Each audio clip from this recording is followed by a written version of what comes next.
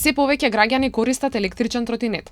Нивното присуство во сообраќајот носи многу придобивки. Отвара многу алтернативи за надминување на проблемот со сообраќајниот метеж, континуираниот недостаток на паркинг места, намалување на загаденоста.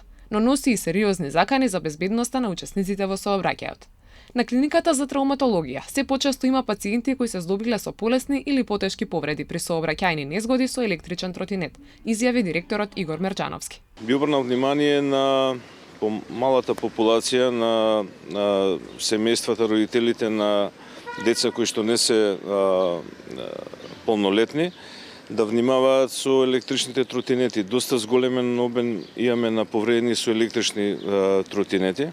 Имаме една работна група заедно со Министерството за внатрешни работи, Министерството за здравство, се во корелација во врска со овие електрични тротинети.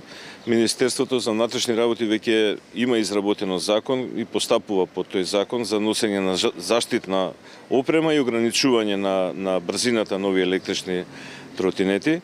Повредените во зависност од кој дел од телото е повредено, ако е повреден екстремитет, рака или нога, некаде околу месец дена е опоравувањето, но имавме и повредени кои што има и со внатрешно крварење во главата и со скршеница на черепот на пациентот, каде што веќе неколку месеци го лекуваме овој пациент. Од Републичкиот совет за безбедност на сообраќајот на патиштата постојано укажуваат на правилата кои важат за сите корисници на електрични тротинети, проследено со бројни кампањи кои повикуваат на зголемена одговорност.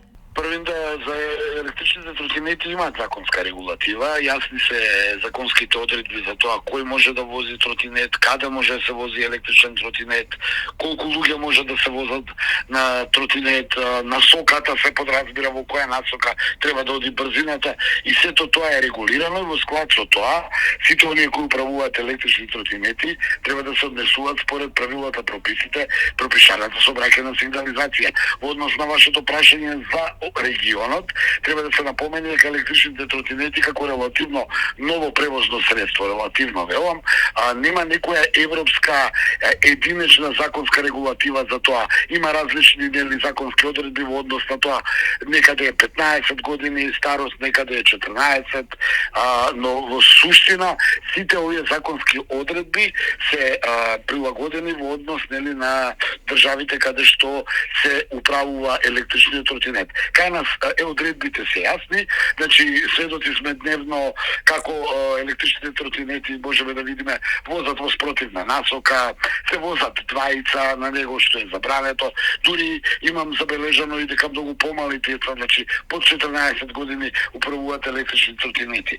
Затоа ние како Републички совет за безбедност со сообраќајот на патиштата во моментов правиме кампања заедно со одсекот ДМВР за превенција во сообраќај за поголема безбедност на мотоциклистите, велосипедистите и корисниците на електричните тротинети со цел да ја унапредиме безбедноста во сообраќајот, бидејќи според некои статистики од 10 до 15 лица на електрични тротинети дневно се на некој начин повредени или прават некаков сообраќајен инцидент само во Скопје. Затоа апелираме до сите оние кои учествуваат и користат електрични тротинети, без разлика дали се тоа нивни или овие кои се изнајмуваат низ градот, кои можеме да видиме, апелираме да возат во склад со правилата, прописите, пропишаната сообраќајна сигнализација и да ги потсетиме дека тие подлегнуваат под законските одредби, законските одговорности, бидејќи се учесници во сообраќајот.